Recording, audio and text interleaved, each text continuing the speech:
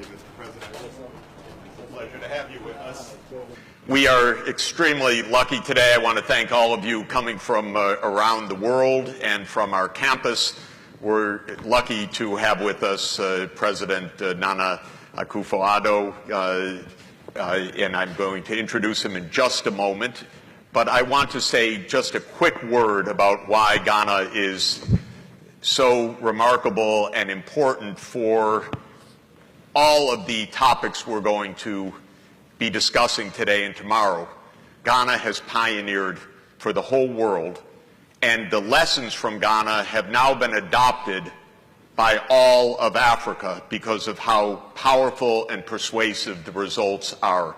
And that is the community-based delivery of health care, especially with the community health workers. We have some models on the table. They have made possible today a gift of 6,000 smartphones for the community health workers. This is on the way to universal ICT applications across the board. Honestly, ladies and gentlemen, these are people saving millions of lives. Please give them a big hand.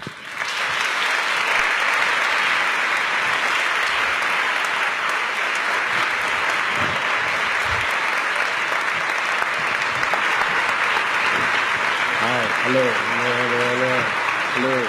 Thank you. Hi. Is that so? No, to say. One more day. Hi.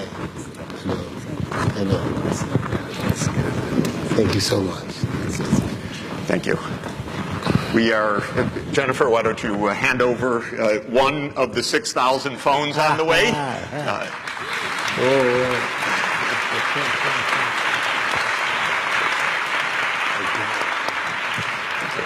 My duty, and that of all the members of the Advocates Group, is to help mobilize political support for the realization of the 17 Sustainable Development Goals, which include ending poverty and hunger, improving health and education, making cities more sustainable, combating climate change, and protecting oceans and forests.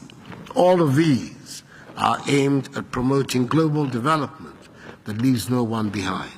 Truth be told, the full implementation of the SDGs in Africa cannot be done with a mindset of dependence.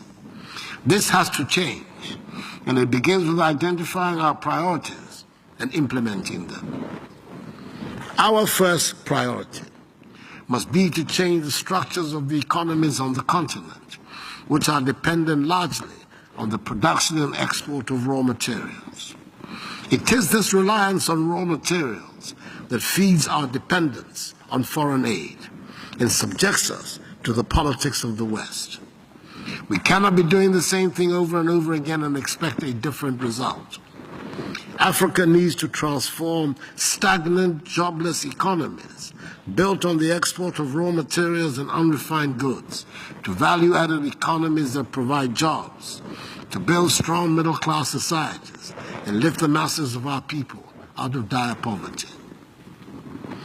To guarantee an Africa beyond aid, Africa must breed a new generation of leaders. Leaders who are committed to governing their peoples according to the rule of law, respect for individual liberties and human rights, and the principles of democratic accountability. Leaders who are looking past commodities to position their countries in the global marketplace. Leaders who are determined to free their peoples from a mindset of dependence, aid, charity, and handouts. Leaders who are bent on mobilizing Africa's own immeasurable resources to resolve Africa's problems. Leaders who recognize the connectedness of their peoples and economies to those of their neighbors. This new generation of African leaders must help bring dignity and prosperity to our continent and its peoples. Once again, I thank you sincerely for making me a part of this conversation. Thank you, and may God bless us all.